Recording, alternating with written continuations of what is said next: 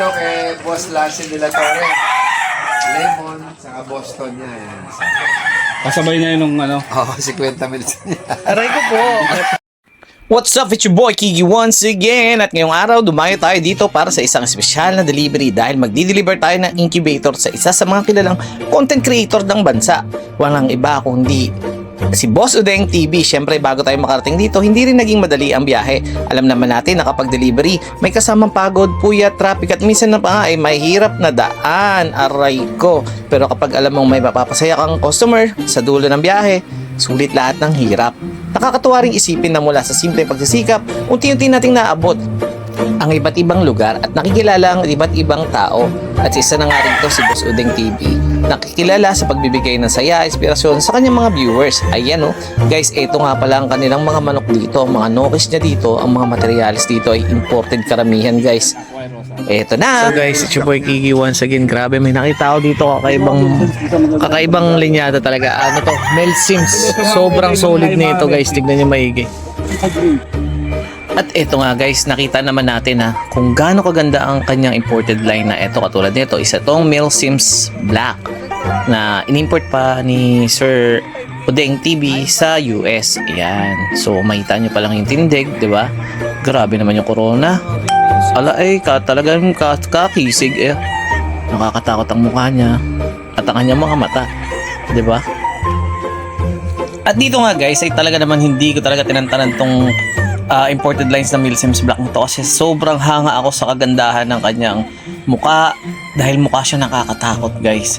Imagine mo, minsan ka lang makita ng ganyan. At kung imported pag-uusapan, ito naman ang kanyang White Kelso na galing pa sa idol nating si Sir B-Boy Enriquez ng Firebird Game Farm. Grabe talagang tindigan ng White Kelso ni Sir B-Boy oh.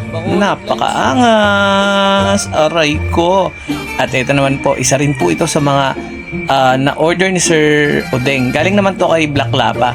Ang pagkakaalam ko rito is nakalimutan ko eh. Pero ito, yung mga sample ng mga manok dito sa Udeng TV.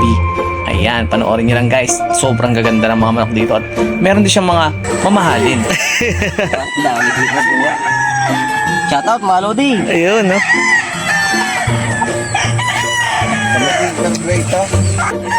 Ito naman ang kanyang gray. Napakaangas.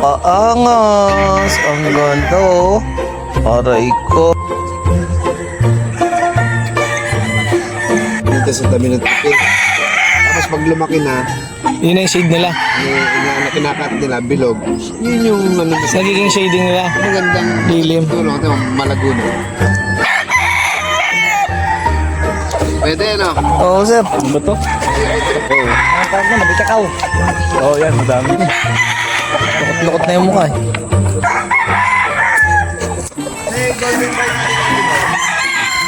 Larry Romero lines. Kumain po ako din po. Ito kay Boss Lassie de la Torre. Lemon, saka Boston niya. Yan.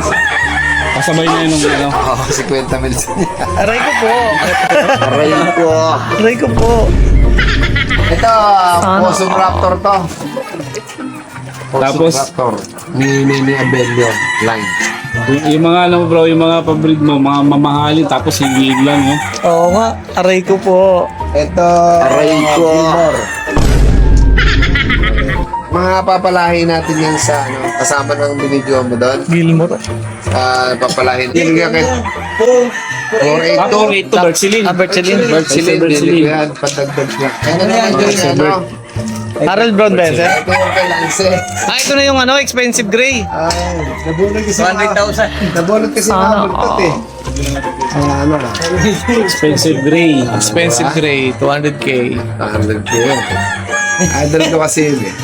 Kaya, kahit gano'n siya kamahal, di ba? Oo, sir. Tiwala lang. Expensive gray. Anong masasabi niyo, sir? Kahit gaano siya kamahal, okay lang. Okay lang sa akin. Sana, Kaya bili ko dyan, may isang dalawang bahay. Masaya ako.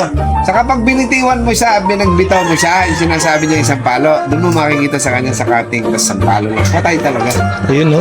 Manong, tag kita rito, Manong Lance, ah. Sa bitaw kasi makikita mo kung kumukunik yung palo niya eh. Hindi siya. Kukunin mo yan ah. Parang interesado ko rito. Banda, kanino kaya to? Yan, sabi sa lahat. Asa ito, boss? Pinamimigay namin yan kahit binili namin. Ay, ganun, boss. Kami dito, bababait na tao. Namimigay namin. Ay, ganun. Hindi kami nagbibinta. Nagbibigay kami. Kahit imported yan. Pwede mong kunin yan, boss, pag uwi mo. Aray ka, tapos may bala na kami sa... Hindi naman. Hindi lang kayo makaupo. Ay, kanaway. Yung kanaway yung kay Aaron Kak, yung pang 3 niya. Okay, si Iron Cock, LDI, tsaka Bimeg. Ivan.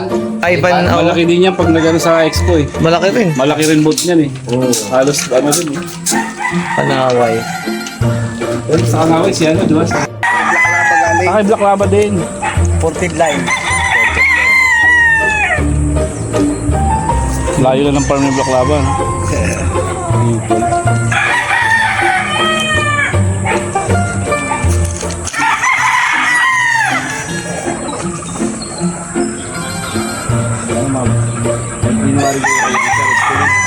Oh, yung ano, yung mga Boston. Boston. Takma. Kukunin ko ang pinalit ko, Cardinal Club. Ah, okay. Yung parating ngayon, siguro sa ano, nitong 11, darating sa trio, Cardinal Club Girls yung court. Imbis na claret, yun na lang. Dapat dalawa ko kunin ko, trayo pareho. Sabi ni Boss Boyet, kung claret sa Kerso, isa, parang sila lang din naman. Mag-Kerso na lang para kahit isa na lang makapipit. Sa bagay. Trayo. 3-port kasi ang Kelso eh. Bawal hawakan yan, boss. Dapat may bakuna ka muna. Baka mahawaan mo yan. Kaya lang yung bakuna ko, Baka may anti-rabies Marex lang ka. eh. Wala ka bang dalang Marex? Anti-rabies lang po sa bakuna ko eh. Kasi ang dami mong farm na pinupuntan, baka may dala kang sakit, mahawaan. Yan, binapadami ko yan mga bossing. Ako lang meron sa Pilipinas niyan. Ang kulay na ganyan. Marami ang kulay kasi sa ganyan na yun. Kung lalapitan mo, may Marex ka. Nako. Yan, ano, bloodline ko yan. Dito. Walang bloodline boss, Imported yan. walang bloodline. Imported yan. Ano yan? Siya naglahi niya. Violet ang dugo niyan. Oo. Sa pinag-cross yan. Sa pinagkukros yan, sa anong tawag din sa Tagalog? Kawali. Sa kawali. Mukha may pinagmanahan sa maya. Hindi mo nalalagyan ng tari yan. May sariling tari yan. Pakita ko sa inyo. Ako lang may karapatan. May bakuna ako. Oh, sige. Ah, okay, sir. Ayan, tari ko. Limit pa, magulang na. Oo nga, no? Pangdikdikan, panggitnaan din. Pang ano yun eh, mga pang show. Ganyan no. Siga o ano. Siga. Siga yan. Ang pinakamali dito, siya ang pinakamayabang. Aray ka po. 79. Ano nga boss eh, di ba na maubos ang pera, wag lang yabang eh. Oo. Huwag ka lang maubos na ng yabang dito. Textol. Alin, sir? Yung ama ng bantiks ko doon na binigyan mo ito. Oo, asan?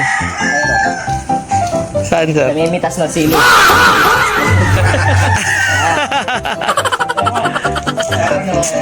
Yeah. Tatay mo to, tatay.